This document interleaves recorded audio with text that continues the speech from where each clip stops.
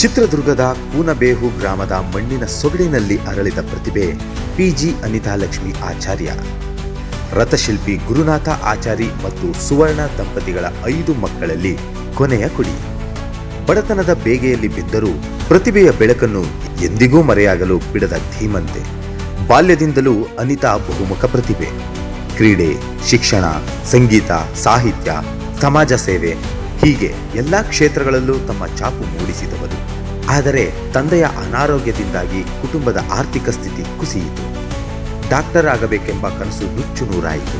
ಆದರೂ ಕುಗ್ಗದೆ ಕೂಲಿ ಕೆಲಸ ಮಾಡಿ ಶಿಕ್ಷಣವನ್ನು ಮುಂದುವರಿಸಿ ಸ್ನಾತಕೋತ್ತರ ಪದವಿಯನ್ನು ಪಡೆದರು. ಸಂಗೀತದ ಸುಧೆಯನ್ನೂ ಹರಿಸುವ ಕಲಾವಿದೆ. ಶ್ಲೋಕ ಭಾಗದಲ್ಲಿ ಮಂಜುಳಗಾನ ಲೋಲೆ ಎಂಬ ಬಿರುದು, ಅರುಣೋದಯ ಸಾಹಿತಿ ಎಂಬ ಗೌರವ, 30ಕ್ಕೂ ಹೆಚ್ಚು ಕವನಗಳ ರಚನೆ, ಹೀಗೆ ಅವರ ಬಹುಮುಖ ಪ್ರತಿಭೆ ಅನಾವರಣಗೊಳ್ಳುತ್ತದೆ. 2004ರಲ್ಲಿ ಸುನಾಮಿ ಸಂಭವಿಸಿದಾಗ ಸಾರ್ವಜನಿಕರಿಂದ ಹಣ ಸಂಗ್ರಹಿಸಿ ಜಿಲ್ಲಾಧಿಕಾರಿಗಳಿಗೆ ತಲುಪಿಸಿ ಮಾನವೀಯತೆ ಮೆರೆದರು.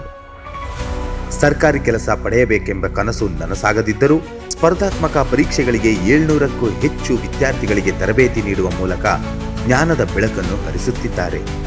ಅನಿತಾ ಅವರ ಸಾಧನೆಗೆ ಕರ್ನಾಟಕ ಸರ್ಕಾರದಿಂದ ಕಿತ್ತೂರು ರಾಣಿ ಚೆನ್ನಮ್ಮ ಪ್ರಶಸ್ತಿ ಸೇರಿದಂತೆ ಅನೇಕ ಪ್ರಶಸ್ತಿಗಳು ಸಂದಿವೆ.